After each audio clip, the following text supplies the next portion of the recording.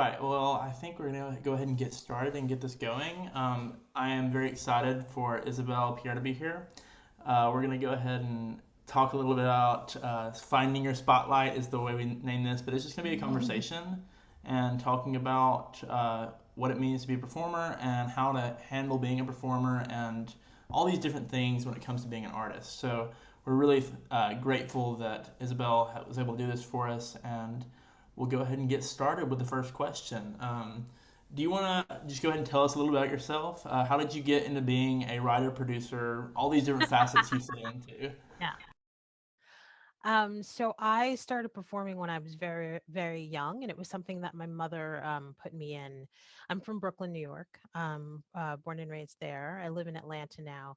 My mother just wanted to put me in extracurricular activities. So um, be warned, if you give your child a performing hobby, they might try and make it into a career. Um, and then I stopped for a long time to pursue other interests. I've worked in publishing.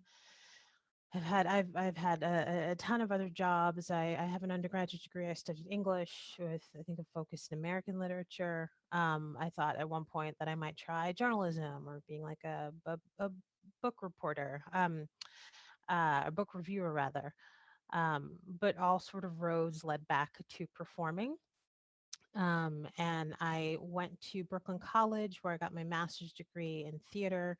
Um, and then from then on, I just started auditioning and trying out the world, understanding, not having a clear path, just understanding that this was something I wanted to do. And little by little taking steps. Like I didn't have all of the information in front of me. I didn't have I wouldn't say my first 2 or 3 years I didn't specifically have a plan. I was just like, I want to do this. I want to give it a shot. What are the things I need? I know I need training. I know I need headshots. I know I need um, business development. And one of the things that I want to stress for the presentation today is that you don't have to pursue everything all at once. Like you can build upon these things. So I remember pursuing auditions on my own through like looking up backstage and like seeing what non-union opportunities were available, going to theater calls. I researched some studios in New York where I could take a beginning acting class, and I did that. And from then on I would just build, and from then on you meet your network of people, you see what others are doing, and you expand from there. Thank you for sharing that. I enjoyed that response a lot. Uh, Okay. and if any point anybody has any questions for Isabelle, I'm not really going to do a Q&A at the end because I think it's important to find the authenticity in the moment. So if you have any questions for Isabelle, please feel free to just unmute and say something. But if there's no questions after that, I'm going to go ahead and let Kelly go with her next question.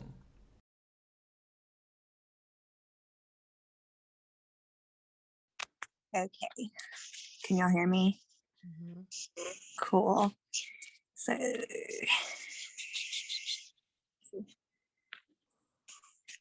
okay. So, one of my first questions is if you could give any advice to a student who is graduating with a degree in acting or even film, um, what would it be?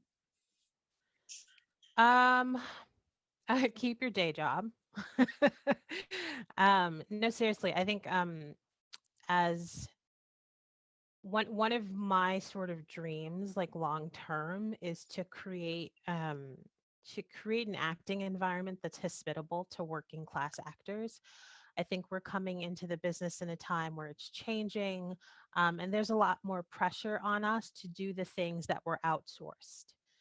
Like self tapes is a whole nother conversation. Um, there are more content creators online. There are more people using those tools as a way to get themselves seen and get themselves into certain rooms, and that's amazing. But that stuff takes time and it takes resources, and you don't want to put all of your acting career on a credit card. So create some foundational guidelines for yourself where it's like, maybe I can't take all of these classes all at once. Maybe it's a class and then I work that off, or it's I and try at some point after your training, you'll understand what you really need and what you want, and you sort of bridge the gap between those two to figure out what your next steps are, because everyone's journey is going to be different. I want to also say that it's sort of, if it was the responsibility, and I have no data to back this up, right? But if it was the responsibility of a certain generation to populate certain coasts, like to all go to New York, all go to LA, all go to Austin, all go to Chicago, all go to Atlanta to build those production hubs, don't look away from where you are currently as if there aren't any opportunities there.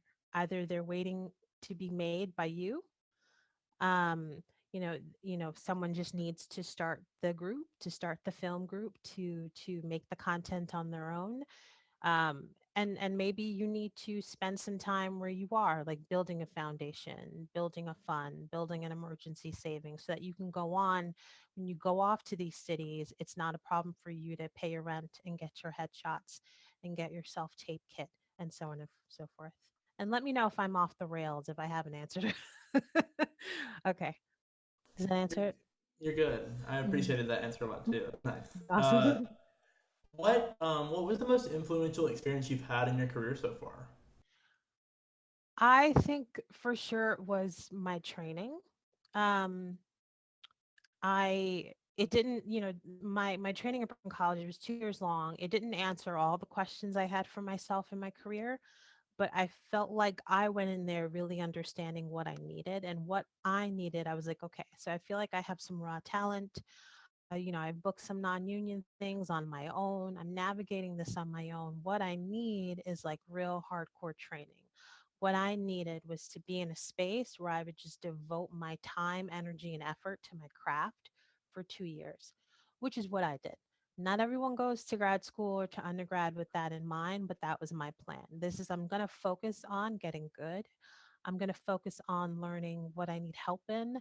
I'm going to focus on what the foundations are. And I was like, all the other stuff I could figure out later. Um, the worst thing is for an opportunity to arrive and you're not ready for it and you don't feel good about it. That is not a good feeling.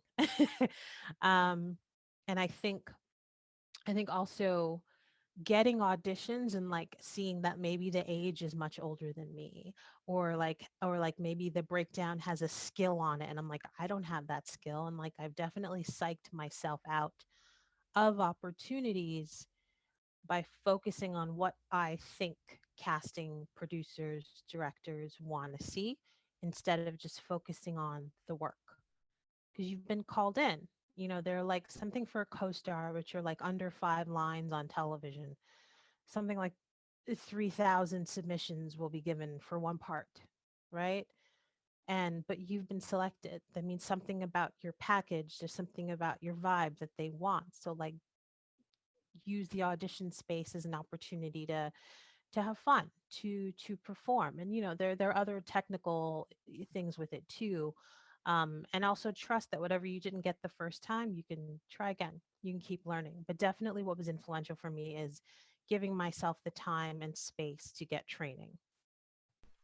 Kind of going on the same thing. I really enjoyed how you spoke about that in Mhm. the motivation and talking about growing as an artist. How do you maintain that? How do you maintain the that idea of keeping yourself motivated over time? How does that work for you? Um, Sometimes by just having really good friends, honestly, a really good circle of people. I would say that if there are people around you who don't understand what the hustle is like, maybe don't confide in them. And, they might not understand it, not because they're bad, not because they're trying to be rude or anything like that.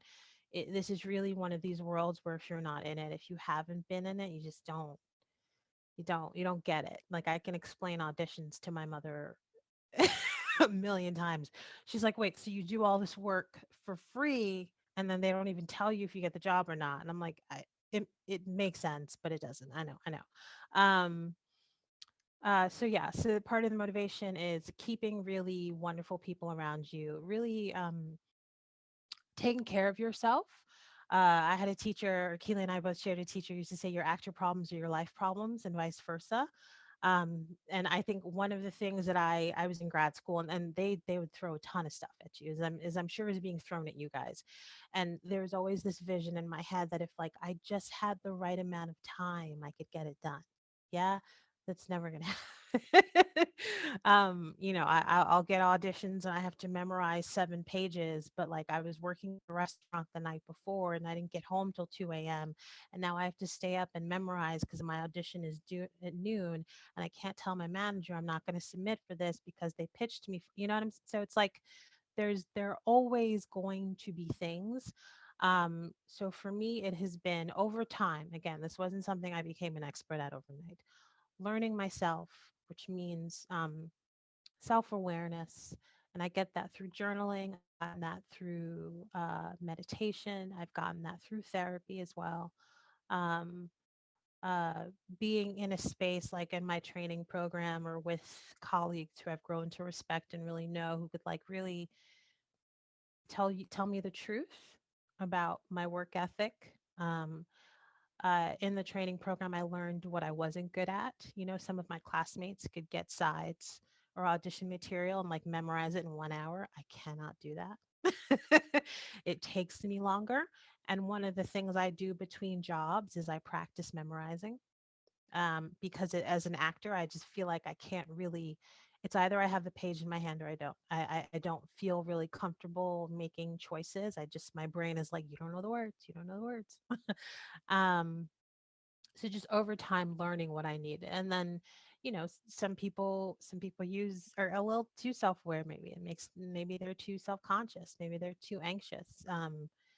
Finding whatever balance you need. And again, I cannot stress to you how this has happened with me over time and through feedback and constructive criticism received in safe spaces, specifically with people who I know want me to win.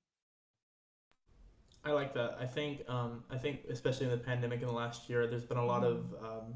so you have to learn to be self-aware because otherwise you will crumble because there's so much time spent alone and so much time with this vulnerability you have to deal with that sometimes some people may not have dealt with before. Hmm. Hmm. Uh, with COVID, there was a question in the chat. It kind of talks in there. It says, excluding COVID, what has been the most difficult challenge or situation you've had to push through during your career thus far? So I was very lucky in that I booked very early on. I got a manager right after grad school. The very, very first network television audition I had ever went on, I booked it. So for me, and then I booked something else 3 months later. So for me, it was just like, I made it. I'm done. I'm gonna get all these auditions. None of that happened. um, and kudos to me for putting in the work and booking. But I think the biggest challenge has just been like, it's going to ebb and flow. What do I do in the ebb and flow? How do I respond to it? how um how can I continue to thrive even when the phone isn't ringing? And particularly in New York, for me, when you're raised in New York, when you're acting in New York, like theater is like a huge part of the New York acting and performance scene. And it took a while for me to be like, I'm going on these theater auditions, but I don't really like it. um, so it took a while for me to articulate for myself, maybe I don't really want to focus in theater. I've just always been told that if you're a New York actor, this is what you do, but it didn't make me feel good. And I'd booked some shows and I'd had all this anxiety around performing, which also does not go away, unfortunately. And I was like, this, I want to do what I really want to do. And what I really wanted to do was film and television. Um, and what else has been most difficult is, I hate it when people say this, but it's not false. No one cares about your career as much as you do. Like nobody, not your agent, not your manager. Um, they care very deeply if you are making $40,000 a television episode and you're paying a good portion of their rent. They care very deeply. But until then, and I even know I've known some folks who have been series regulars who like their agents, when the show's over, their agents don't really call them back. So you always have to have the energy and put in the effort to create new opportunities for yourself.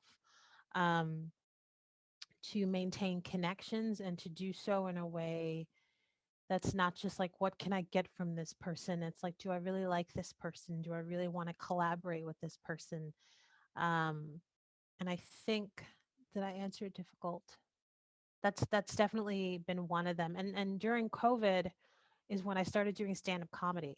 Because I was like, well, I want to perform and I've always wanted to try this. And through the safety of like being in my own space and a Zoom screen, I can fail differently per se than like going up on stage. And like that's and that's going to be another challenge when I'm ready to be out in public and the world is slightly more open. It's going to be another challenge. Now I've done stand up comedy over Zoom. Now I have to figure out how to perform in a crowd that's going to talk back to you. um, yeah.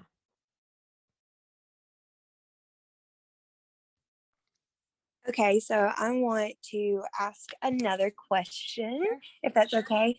Of course. Um, so if you could give any advice to a student who is, oh, that was the wrong question. It's okay. How can students now get professional experience in either film or theater other than their university? So I think the biggest thing when you go to a university, you go to a training program, what you're essentially doing is you're creating a community for yourself.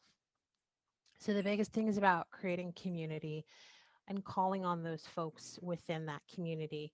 And as someone, Keela mentioned vows. I produced and wrote, in part because I also want to establish myself as a writer, and it's helpful to not just have a script but also have footage that you can share with people, um, for my particular discipline. So I was like, I can't wait for these opportunities to come. I can't wait for a contest that I may or may not win. I was like, let's do something.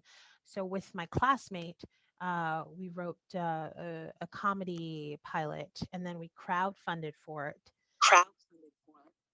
I'm getting feedback. I think I just heard myself. Okay. Oh, thank you. We crowdfunded for it. And then we produced it using the resources that we had around it. Like, we shot it in her apartment. We hired some friends. I hired an old colleague of mine. And so through building the community that you have now, specifically, unfortunately, and obviously I can't speak to like COVID, um, comfort, or if whether you're comfortable or not meeting people in person or working with people in person, but use your university resources. I think specifically to when you are of college age, people are more likely to want to share their resources with you. I think it's this, we're all reliving our nostalgia of being in our early 20s and wanting to try a bunch of stuff, if that's where you are. But if that's where you are, often people are more amenable to like digging down in the dirt and trying things with you. I was not in my early 20s when I produced the pilot, by the way, so people will help you if they see you put in the work. But use your resources. If there's a film department at school, see if you can rent cameras. See if you can work with the film crew there. If you want to write a musical and your program has like a robust music program, like collaborate with someone who's getting a composing degree. Like, building these connections at the school level is really, really essential. That's some really nice insight that I really enjoy. I really like that a lot. But going to Professor Sheridan's question in the comments, can you tell us a little bit more about that and just really dig into that for us? Sure. Okay. Sorry, So, Isabelle, can I elaborate on my question too? Because I oh just, yeah. I absolutely adore the characters that you and Nazla created for yourselves. And I want, and if you could talk a little bit about, right, like writing for yourself Oh yeah. and writing, knowing that you're going to perform, and kind of like what opportunities there are there, and challenges too. It's Sure. just, I hope maybe after this we can, is VOWS online for us to watch somewhere? I'll send you guys a link. Yeah. Okay, Yeah. it's super funny. I loved that. So I want Yeah. everyone to see it. Sorry. No worries. No worries. So, so a few directions. I wanted to move into writing. I also wanted to do like quote unquote lighter material. I wanted to do something that was fun. My casting type is very serious. So I play a lot of like authority figures, teachers, cops, guards, and things like that. And I was like, I need to like lighten this up. So I wanted to do something fun. My classmate, who's my co-producer, one of the co-producers on the project, that's Nazla, Keely was referring to. She's on an artist visa. And if you know anyone on an artist visa, it's incredibly challenging to renew the visa. So I was like, why don't I make something for you, or we make something together that you could submit as a part of your visa application as a reason why you are pursuing arts in the United States, and to help keep you here. So that was also part of it. And we talked about this funny idea, and when we were in grad school, in passing, I was like, if you just need to stay in the country, I'll just marry you. Yeah. And it was in passing, and it was kind of a joke, and then it kind of became serious, and then we both looked it up, and we were like, actually, this is a lot of work and also super illegal. um so instead we made a show about it. And again, I wanted to learn comedy skills. I wanted to learn writing skills. So in writing for myself, I started with the things that I wanted to do that I wasn't professionally being given the opportunity to do. The way that some people approach it, like the way Nazla approached it, is I need material to demonstrate a certain skill, so I'm going to write for myself to help me demonstrate that skill. um and for further clarification, again, like I wanted to do comedy. And actually, I think we were both along the same lines, because Nasla's Middle Eastern descent. So at the time, she was just playing a lot of very characters from places of turmoil. And so she wanted to sort of lighten it up. I've had a friend do it who, he knew that his type was very authority driven. He wanted to play cop, so he wrote something for himself where he was going to have a scene and be a cop, and he could use that as his starter reel to get seen. Yeah. um and part of that was like, how much of ourselves can we bring to this? Do we feel comfortable bringing to this? And also part of it was, for me, was I want to bring us to this, but I also want to really get good at being a writer and learn the skills of story and learn the skills of comedy. So we talked a lot about the shows that we thought were similar, the kind of comedic styles that we wanted to portray. We talked a lot about our cultures and how we wanted to demonstrate. I'm of Haitian descent. My family's from Haiti. Her people are from Turkey, and often when you hear about those countries, it's often in a negative light. So it's like, how can we bring some more, is levity the word? Perhaps lightness to the experience. I hope is my Wi-Fi still okay? I just sort of slowed down, and I want to make sure. Okay. Um, am I, and if you guys need to redirect the question at all, I hope I'm answering it. So in writing for yourself, what's interesting is, in writing for yourself and producing your own project and going through the casting process, you learn so much about how it's really, really, like, most of the time not personal. So a lot of the choices you learn, like if you're cut out of a scene that you shot, it's really, really about the piece and the rhythm of the piece. You learn about, the how the environment that the crew is in can really help the actors. And I think something that helped too is, not only just like working with friends. And I will pause to say, if you are working with friends, even if you love these friends, please have an agreement with your friends. I Please have an agreement, have something written. We're gonna, you know, we're splitting up 35% of, if we pitch this, have an agreement with your friends. Have contracts ready to go. Don't just sort of make things, if you're going to push them out into the professional world, you need to have that conversation. And it's a good place to start, because you're going to have to always have that conversation with your managers, with your agents. I got paid for a job and I realized they didn't pay me the full amount, and I had to go back and talk to, so it's, you are your own business manager and you are your own advocate. So get used to that, no matter who you're working with. So yeah, so going through the casting process, going through the editing process, going through the submission process, You learn that a lot of things aren't personal. You learn what needs to get cut. You learn some of your precious lines of dialogue that you've written as a writer. They don't sort of flow on the tongue well as an actor. Um, and if you're going to produce something for yourself that you want to submit, and it's not just sort of a project you're doing amongst friends and internally, you'll know the difference, right? Um, you really, when people put that they wrote, direct, produced, and acted in a project, I'm like, great, that's a lot of work. That is a lot of work all at once. And those roles are different and distinct for a reason. So even though I co produced with NASA, we also had a friend who did most of the production work. We wrote it and then we gave it to the director, and whatever the director interpreted is what we performed. And people act and direct in their own projects all the time, but that means you need a good DP.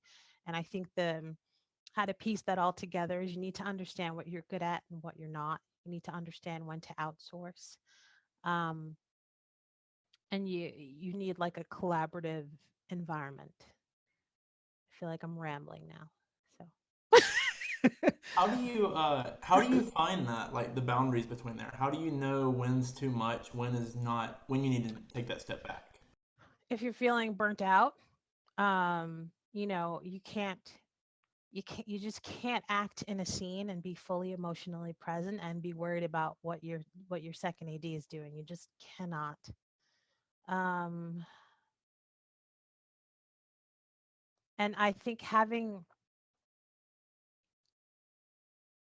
one thing that we also did for the project is when we were writing, we were just writing it. When we were rehearsing it, we were just rehearsing it. So you really have to also create, I guess, boundaries with each task, so that you can get things done in a way that's not going to lead to a burnout. Something I also I help some folks with their crowdfunding projects, and one of the things I always have to tell clients is that, like, you are essentially like the filmmaker, the marketing department, the sales department, the PR people. Like, you are doing the job or cultivating the experience that studios hire hundreds of people to do. So you have to create boundaries, you have to give yourself extended amounts of time, and you have to be like really gentle with yourself in the process and with others. Okay, I like that a lot. You talked about this vows and how that was very Mhm. successful for you and how that worked Mhm. out really well. Can you talk a little bit about the flip side of that and talk about like the lows and how you got out of the lows, how you fought that, how you fought failure, and how you made failure into something that's better? Sure. So it always felt like when we submitted to like festivals and things like that, and we won a few awards. But again, I think I know, at least for me, I was in the headspace like this is the thing that's gonna be the thing, you know? So there was an element of like robbing myself of celebrating of this really hard thing me and my friends had just done, of crowdfunding, of writing our own work, of producing it, of submitting it. And we're still pitching it. And these things, they move very, very slowly. Television shows, again, if you're not super famous and well connected, and even sometimes when you are, they take a long time to make. Takes a long time to convince studio executives to put millions of dollars behind an idea.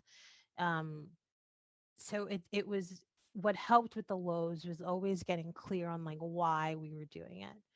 For some of us, we were doing it for footage. For some of us, we were doing it for experience. For some of us, we were doing it to have different kinds of material on our reel. Um, for some of us, we were doing it to have a calling card to look for representation, because sometimes you don't want to reach out to people who can help you unless you have a personal connection with them, unless you have something you can show them, because that's the first thing they're going to ask you for is what do you have?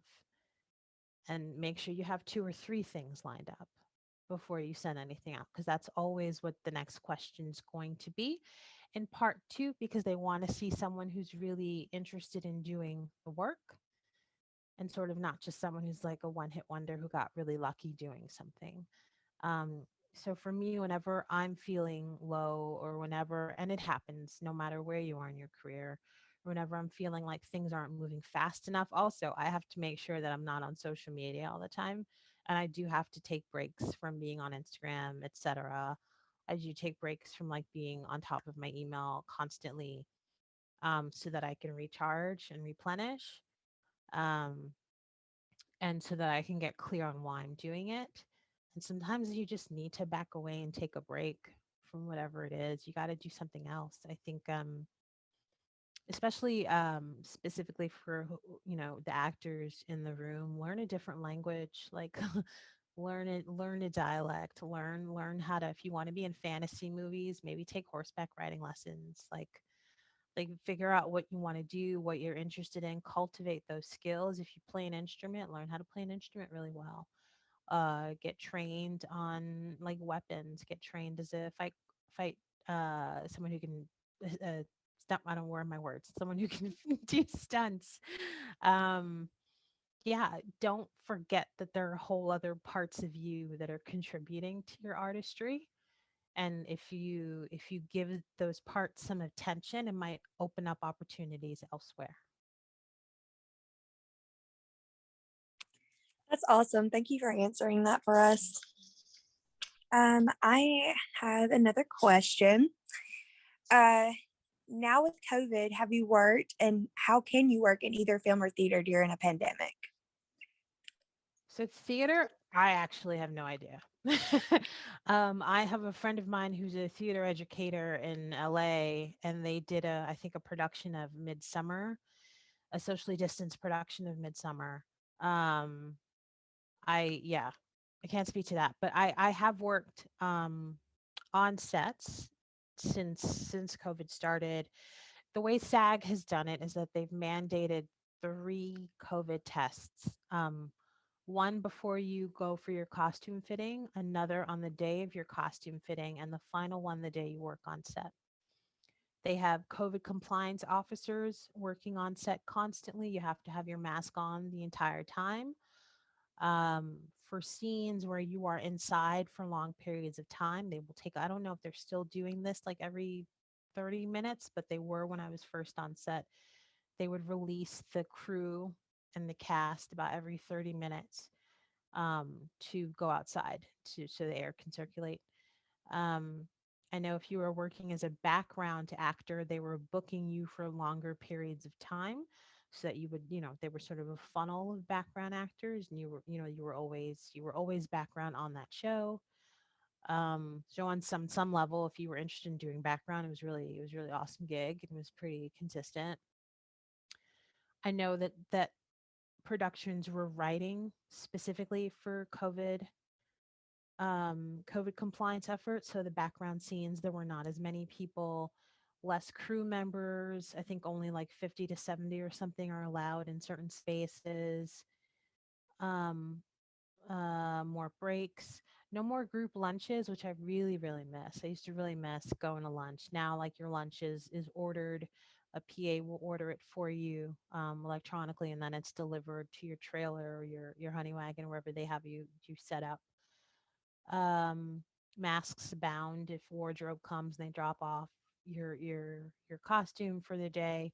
Also, they give you a separate wardrobe bag for your outfit. So it's and hair and makeup has always been pretty sanitized. I was super concerned that I was like that they were gonna have actors do their own makeup. I was like, I did not go to makeup school. We can't do this. I might have to quit acting because um I'm not a professional makeup artist. But of course, thank God their union would never allow something like that to happen. So yeah, and I think if again, collaborating for folks who aren't on professional sets yet, you really want to work on collaborating on your own. And for theater, there's always readings. There's always Zoom readings. There's always, even if you wrote a script and maybe you want to pitch it, maybe cut out a scene and do that over Zoom. I was involved in a project like that, and they were using the Zoom recording to pitch it to executives. Um, and if you're in some sort of bubble, get together, read some plays together. There's always that. There are always ways to work on your craft. I know specifically working a lot. My friends who are established voice actors were working a lot during the pandemic. Um, some commercial actors were still working a lot. Brands still need to sell, even if there's a even if the apocalypse is slowly approaching. Um, yeah, that's I think that's as much as I can speak on as an authority about COVID practices. Thank you. You mentioned this earlier a little bit. You said something about social media, and you're talking about cleansing from that. But I kind of want to go back into that. How do you make yourself present on social media and on marketing yourself and things like that? So I, excuse me, sorry. Hmm. So for me as an actor, I made the decision that I don't care how many followers I have. It's just not my thing. I use it occasionally to have fun. I use it to drown out, to get distracted. I am not specifically a content creator. Sometimes I will post things for fun because I was doing so much comedy on my Instagram. Like I posted like a little, not a little, I won't call it a little, I want to value it. I worked on it, but I posted him like a special for myself. People usually wait till they're famous to have comedy specials. I was like, who cares? I'm having fun. I'm doing jokes. I'm going to put it on my Instagram TV and it's going to live there. And that's how I approach social media because it stresses me out to think about likes and follows. If you are better at it, if it's naturally and that's the thing, I think some people look for courses to be good at it. Some people are just naturally good at it. That's just their thing. They enjoy it. They enjoy the interaction. They enjoy that kind of thing. Um, if you want to be a content creator, though, follow some folks that you like, see what they do, and see if you can mimic it. And, I know actors get concerned about not having enough likes and getting cast, but content creators and influencers constantly have to produce. They constantly have to produce. Even when they're signed by major agencies, they constantly have to keep producing. And sometimes they constantly have to keep producing stuff that they're quote unquote branded for that they may not even want to do anymore. So it might get you some exposure faster. But again, there is nothing that is the perfect formula for what's going to get you your desired um, whatever you desire in your career and for yourself as an artist.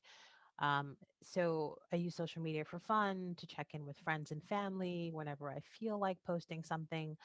But because it was making me anxious, I just took it off the plate. I'm like, if they're going to hire me because I have followers, then they're just not going to hire me. I wasn't meant to work on that job. I appreciate that insight. I think people can get sucked in quite quickly, and I enjoy that you're taking that out of it and out of the whole situation there. Professor Sheridan put something in the comments. Would you want to touch on that, and then we can Sure. open it up for a Q&A before we wrap things up? Okay, sure. So auditions, self tapes. Okay, so my self tape kit is pretty basic. I have a ring light on now. It's pretty soft. I tape from my cell phone. I haven't invested in a huge camera. Um, even it's funny, before 2020, I didn't always like going to studios, so I would have a coach work with me over Zoom, and I would use that um, that material. I have gotten better at like editing on my own. Hold on, let me focus the answer because I feel like I'm all over the place now.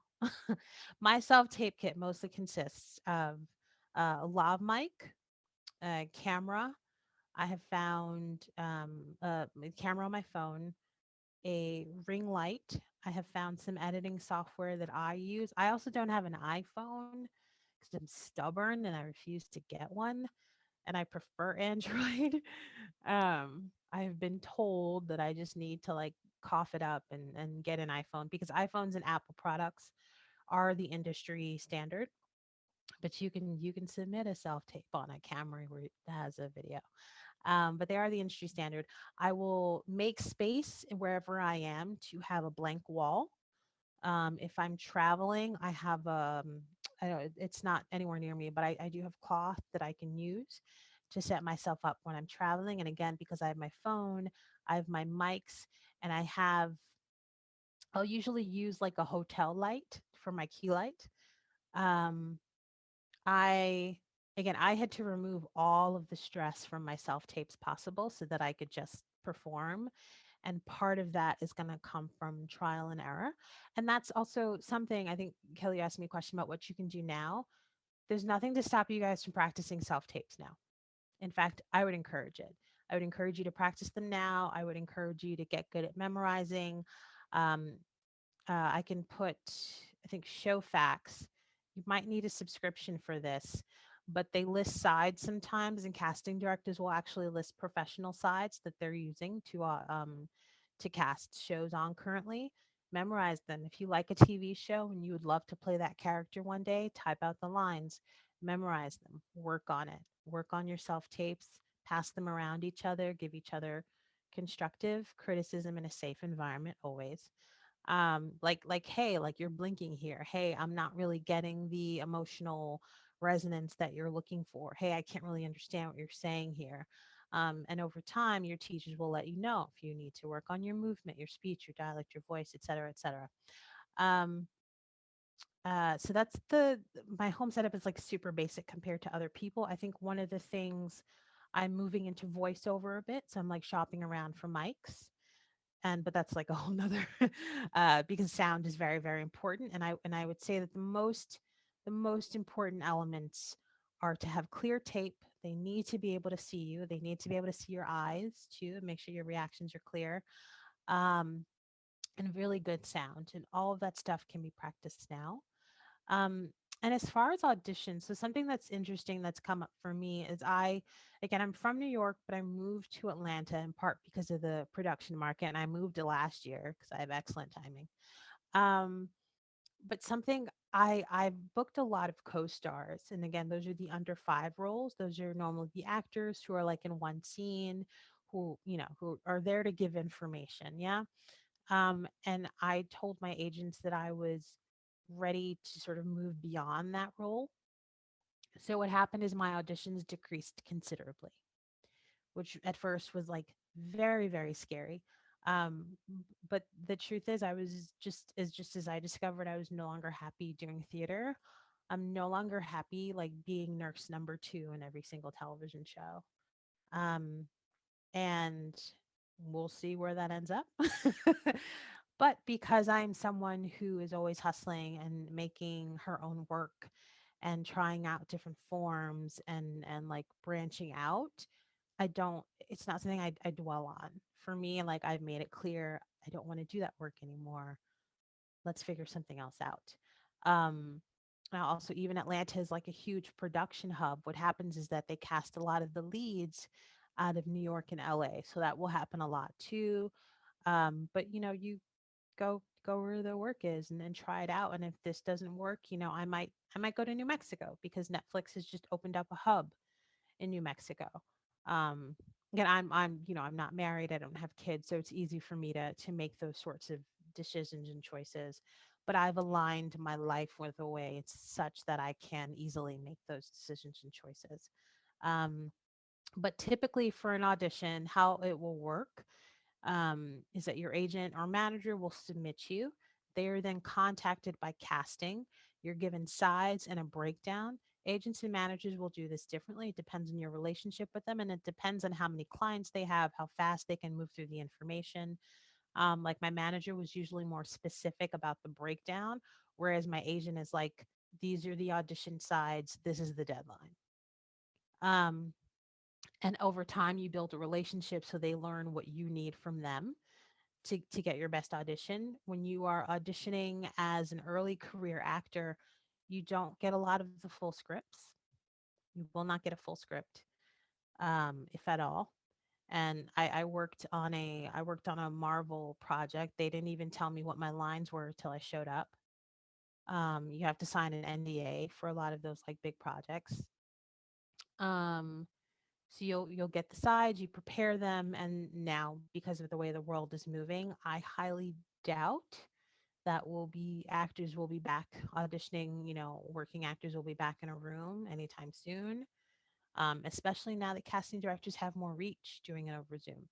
Um, So yeah, you'll get the side, you'll do your home self tape setup. Excuse me, and then you'll submit. Um, yes. Let's bring up guest stars versus co-stars. Can you talk a little bit? Yeah, sure. And did you for co-stars in particular, that's like, think of it as like the beginning level for most of us walking in. and and again, there is no straight line specifically with acting. For those of you who are musicians, it's similar in that way. I can't specifically speak to your experience, but there is no straight line. You could book a co-star, and then you could be seen for a recurring role, and then they'll send you out for another co-star. It depends on the needs. It depends on the type that you are, the area you are, the access, um, the footage that you have. It like depends on your entire package. And a lot of billing, co-star, guest star, a lot of that technical language, it's really for producers and how they're going to pay you. So like you could be a recurring co-star, a recurring guest star. It's all a very complicated math that doesn't really, don't put too much effort on it. What I was When I was having the conversation with my reps, what I really wanted was to talk about the quality of roles that I was going out for and how I was ready for more and to be on the lookout for that. And actors, I think, are taught specifically that like we just have to be grateful for everything. And sometimes that makes us back away and not stand up for ourselves or not ask for what we really want. So despite the fact that I was booking for them and I was getting callbacks, it was actually a very scary conversation for me to have. Because I had the mindset that they're just going to drop me, they're going to forget all about me. It's, it's done, it's over with. And it's the same voice that tells me I'm too old, I'm too this, I'm too that, I'm not this enough, I'm too tall. Um, we're in a business where people can legitimately discriminate against you. But for creative reasons. You just maybe not right for this particular part. Um, um, but at the end of the day, you just have to decide what you want and what's right for you. And I think as much as actors, especially young actors, should build a foundation for themselves, you should also give yourself a real space and opportunity to just be an actor and explore it. To audition, to fall flat, to rock it out, to try different forms, take lots of different schools of thought. Um, I for most university training, you learn different levels of, or you learn a little bit of Meisner, a little bit of this. I'm not familiar with your program, but and it's okay if like this check off way of working doesn't work for you. You just need something else. It's okay if like you thinking about your dead pet, sorry, doesn't bring up the emotion that you need in the moment, and maybe that's not something you're good at. um it's all about learning the craft. And I think more than anything, more than being worried about co-stars, guest stars, when you're going to book the job, you really have to know yourself, because the more you know yourself, the more you can direct your team onto how to promote you. Thank you for that. Does anyone have any questions before we start to wrap up? I just wanted to give snaps for the knowing yourself, because I think that's one of the hardest things to do, right? To really see yourself and to see all of yourself and not just the parts of yourself you're most comfortable or you're most, comfortable or pleased with. Um, yeah, because it's people are multifaceted, and that's an asset if you can bring that to your acting. If you can be a whole person and Mhm. not hiding a bunch of pieces of yourself, I think it's a real asset, but it's hard. Um, Oh, it's super hard. yeah. It's super hard, and you have to give yourself time to do it and to figure it all out. Yeah. Also, thank you for putting Audrey Helps Actors down there. I just started talking to my acting 2 and 3 Oh, students nice. about that. So Yeah, good. I just dropped some free resources in the chat for information on like business. And I love Audrey Helps Actors, SAG AFTRA Foundation. Like again, there's nothing there's also this perception for actors that like we have to like sit and wait for people to give us the job, which is another reason why I moved into self-producing. That's not the truth. There's nothing to prevent you. You get what I'm saying? There's nothing to stop you from doing your craft and from working on you. Unless, there's life stuff, but most of the time, um, your life stuff is always gonna be there. Um, so like work on that dialect. If you want to do Shakespeare, like make sure you read every single play. I auditioned for the public theater once, and they were doing something. They like their traveling Shakespeare group. They travel to schools and they perform there. And they gave me four different characters to learn in a play for three. Like I had 3 days to do it. Um, and that's part of like building. So I called some old teachers of mine. I had some classmates work with me. So that's part of building a community, the people you can pick up and call. Hey, I have 10 pages to learn. Can you do this with me? um, Also have your coaches lined up, for really like the learning never ends, and for really big auditions, or for casting directors who I've never been seen for before, and they're giving me sides who I know they're going to cast a famous person for, but they're trying to get to know me and who I am as an actor. They're trying to see if they can trust me, that I'm someone who's going to deliver good material if they need to call on me. So I called in a coach, and sometimes, that costs money to work it out with a coach so that you can hit it with the audition and the self tape.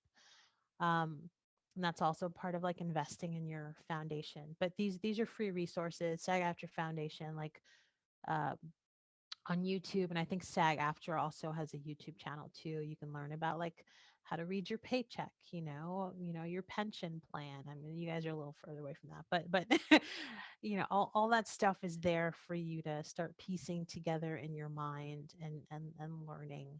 Um, but if you're already in school and you're already in a training program for it, give yourself the opportunity to train. Um, and I think it's also important to note that like Brooklyn College is not one of like the top 10, top 50 like acting programs. It's not the one that people know when people normally know Juilliard, Yale, Tisch, right? And those schools come with incredible networks. Yeah, and that's why people work so hard to get into them. But please, if that's something you're going to do, don't turn that into a career, getting into grad school. There are much better things you could do with your time. Um, and also know that, I have friends who've gone to those programs. We all learn the same things. We really, really do. They are hooked into a network of people, absolutely.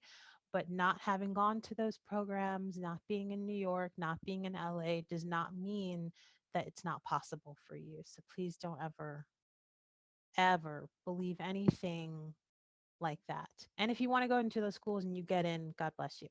Have all the fun, do all the things.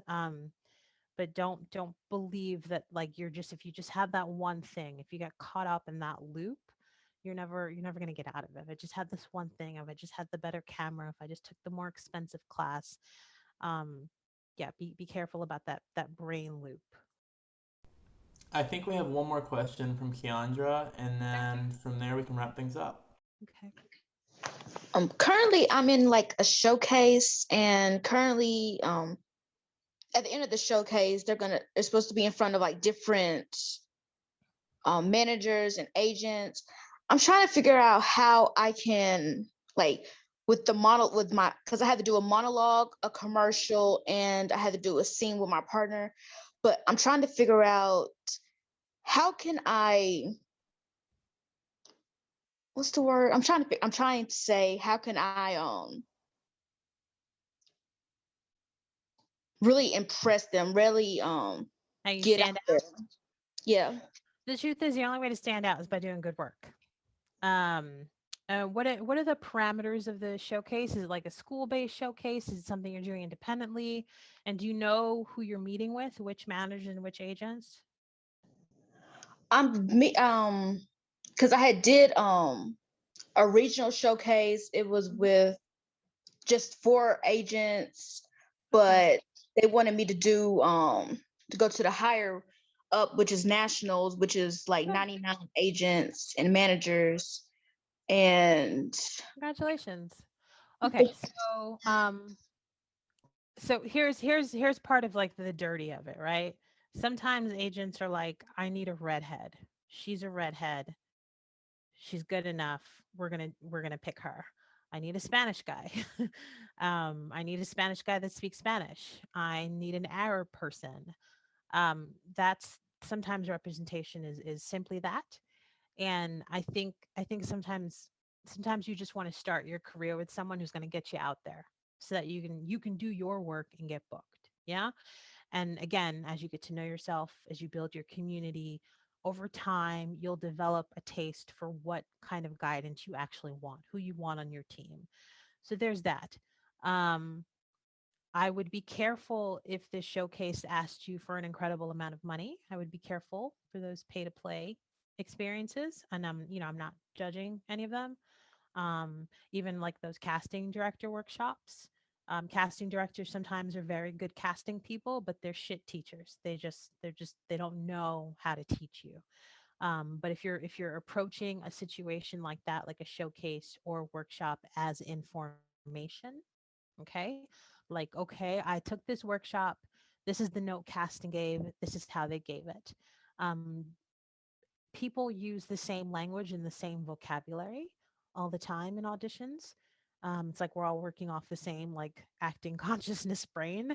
So if you're on that panel, if there's opportunity for feedback, if four agents tell you the same thing, that's good information for you to have, whether you quote unquote get picked or not. So I want to first celebrate you making it to the next level. I want to celebrate you putting yourself out there. It's really, really hard. I want to celebrate you making the effort. And I think just work on your craft and present yourself as authentically as you can. Um, that's not like a great answer, honestly. It's not like this is exactly what you do to get noticed. I would work honestly on not being noticed. I would work on just doing really, really good work, because in those kind of environments, they're going to be like, I need this person. Let's call them in. If you have a reel, if you have headshots, if you have other material that you're not performing, I would also work on that material in case they call you in and they want to know more about you. okay, thank you. You're welcome. Thank you all so much for being here. I really appreciate Miss Pierre and her thoughts, and we're so grateful that she was able to come in here and just speak to us all. So I'm actually going to ask Miss Pierre to send the link to me of the vows, and I'll send that to you all in through email alongside with the resources that she sent during the masterclass. Thank you all so much, and I appreciate it. Thank you guys so much. I'm going to drop my email in the chat, and I'll also send it to Benjamin. Feel free to email me if you have more questions or you want me to take a look at something. Okay. It's been such a pleasure. I love doing this. Thank you you so all. much, Thank Isabelle. you. Thank you you. so much. Thank you. Thank you so much. Have a good day. You too. Bye.